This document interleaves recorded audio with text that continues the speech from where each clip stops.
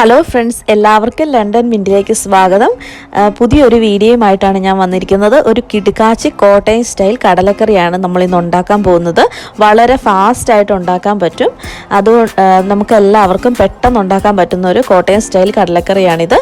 നമുക്ക് ഉണ്ടാക്കുന്നത് എങ്ങനെയാണെന്ന് നോക്കാം.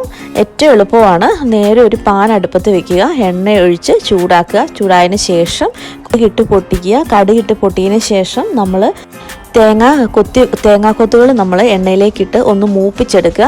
ഒന്ന് കളറൊക്കെ ഒന്ന് മാറുന്ന വരെ നന്നായിട്ട് ഇളക്കി. ഈ കളറൊക്കെ ആകുമ്പോഴേക്കും നമ്മൾ സവോള എടുത്ത് വെച്ചിരിക്കുന്ന സവോള അതിലേക്ക് ഇട്ട് കൊടുക്കുക. എല്ലാവരും എൻ്റെ പുതിയ വീഡിയോസ് കാണുന്നതിൽ ഒത്തിരി സന്തോഷമുണ്ട്. കാണുന്നതോടൊപ്പം തന്നെ എല്ലാവരും ലൈക്ക് ചെയ്യാനും സബ്സ്ക്രൈബ് ചെയ്യാനും ഷെയർ ചെയ്യാനും മറക്കരുത്. കമൻറ്റ് ഉറപ്പായിട്ടും എഴുതണം. എനിക്ക് കമൻറ്റ് വായിക്കുന്നത് വളരെ ഇഷ്ടമാണ്. നമ്മുടെ സവോളയ്ക്കകത്തേക്ക് കുറച്ച് ഉപ്പ് ചേർത്ത് ഇളക്കി കൊടുക്കുക. ഇളക്കി കൊടുക്കുമ്പോഴേക്കും പെട്ടെന്ന് അത് മൂത്ത് വരാനുള്ള എളുപ്പമാണ്.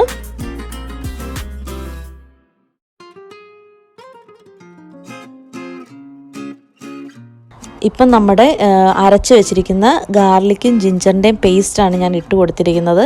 ഞാനിത് നേരത്തെ അരച്ച് ഫ്രീസറിൽ എടുത്ത് വെച്ചിരിക്കുന്നതാണ്. അപ്പം നമ്മൾ അത് ഇട്ട് കഴിഞ്ഞ് ഒന്ന് മൂപ്പിച്ചെടുക്കുക.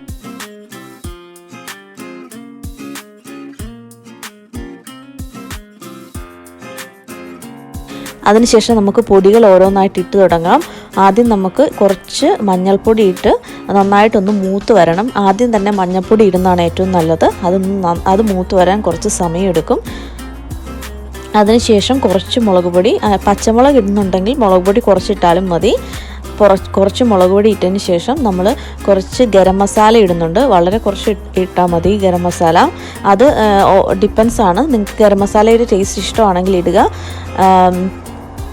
ഇനി ഇടാൻ പോകുന്നത് മല്ലിപ്പൊടിയാണ്. ഒരു 3 സ്പൂണോളം മല്ലിപ്പൊടി നമ്മൾ ഇടുന്നുണ്ട്. നമ്മുടെ കറിക്ക് ഒരു തിക്നെസ് ഒക്കെ കിട്ടാൻ വേണ്ടിയിട്ടാണ്. ഇതെല്ലാം ഇട്ടതിന് ശേഷം നന്നായിട്ടൊന്ന് ഇളക്കി കൊടുക്കണം.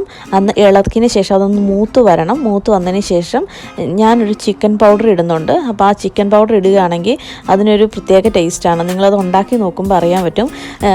ചിക്കൻ പൗഡർ ഇട്ട് കഴിഞ്ഞാൽ നല്ല രുചിയാണ്.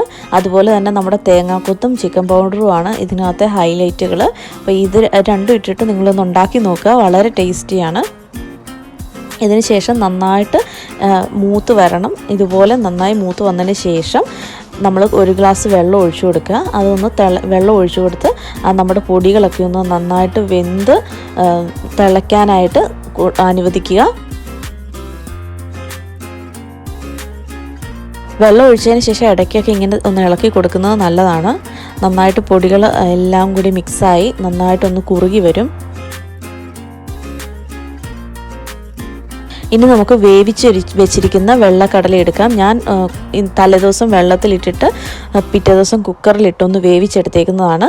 അത് നിങ്ങളുടെ ഇഷ്ടം പോലെ. അപ്പം നന്നായി 3/4 ഭാഗം വേവിച്ചെടുക്കുകയാണെങ്കിൽ വളരെ എളുപ്പമാണ്. അപ്പം കടല ഇട്ടതിന് ശേഷം മുങ്ങിക്കിടക്കത്തക്ക വിധം വെള്ളം ഒഴിക്കണം.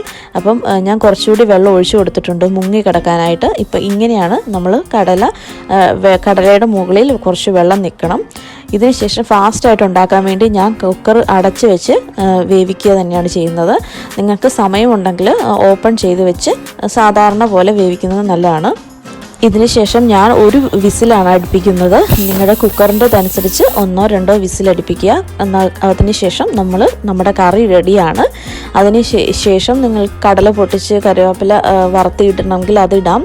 പിന്നെ കറി നോക്കിയിട്ട് വളരെ ലൈറ്റായിട്ടായിരിക്കുന്നെങ്കിൽ കുറച്ചെടുത്ത് മിക്സിയിൽ ഒന്ന് അടിച്ചിട്ട് ഒന്ന് ചേർത്ത് ഒന്നും കൂടി തിളപ്പിച്ചെടുത്ത് കഴിഞ്ഞാൽ നല്ല തിക്കായിട്ടുള്ള ഗ്രേവി കിട്ടും. അപ്പം നമ്മുടെ കടലക്കറി റെഡിയായി. എല്ലാവരും ഉണ്ടാക്കി നോക്കണം. ലൈക്ക് ആൻഡ് സബ്സ്ക്രൈബ് ചെയ്യാൻ മറക്കരുത്. Thank you so much for watching me.